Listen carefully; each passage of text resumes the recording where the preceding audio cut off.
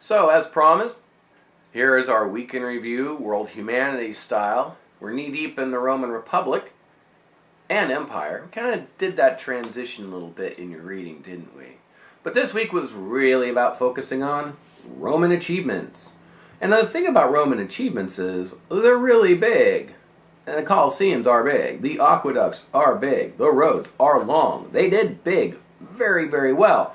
And in a way, they had to do big very well because they were growing a serious civilization. Big urban areas, and yeah, there were some nice parts of Rome, and there were some slum parts of Rome.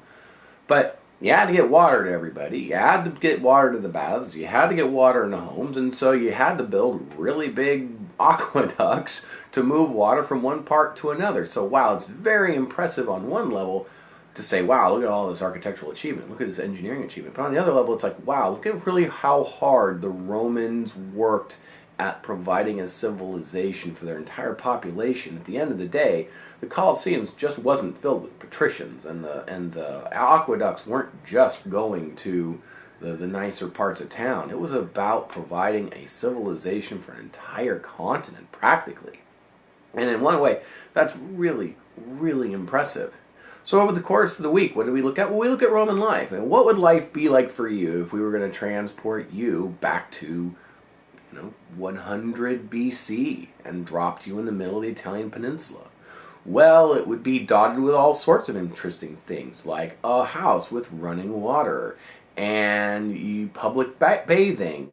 Other thing, of course, that we took a look at was the spectacle, the theater on the stage, and some of the literature, as well as, of course, what everybody likes to focus on is what was going on inside the Colosseums.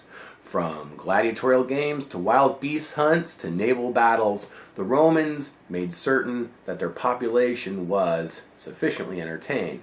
Of course, we also understood why they had to have them sufficiently entertained, because life in Rome for the average plebeian was kind of hard.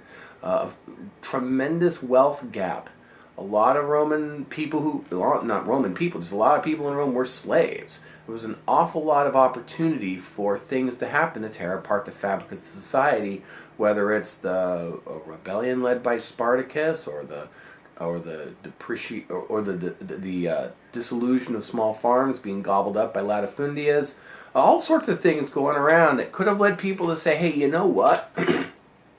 This is cool and all, but we can do better than this, and we should be able to do better than this. But it didn't happen because of a very simple policy of bread and circuses. If you make food available and you make entertainment available, people are not going to revolt. So next week we're going to look at the collapse of the Roman Empire, social and political and economic reasons why a government that had stood for 500 years and a culture and a society that had stood for 1,000 ultimately has to end. Hopefully it'll serve as a cautionary tale for our own republic. Maybe we can get some things turned around. Also, I know I had on the calendar scheduled a test and a review for this up-and-coming week, but I had forgotten that Friday is the in-service day. So I think we'll have to review and test when we get back from that 4-day weekend. Anyway, as always, thanks for watching. You know where to go if you're missing documents or if you need to get caught up on stuff.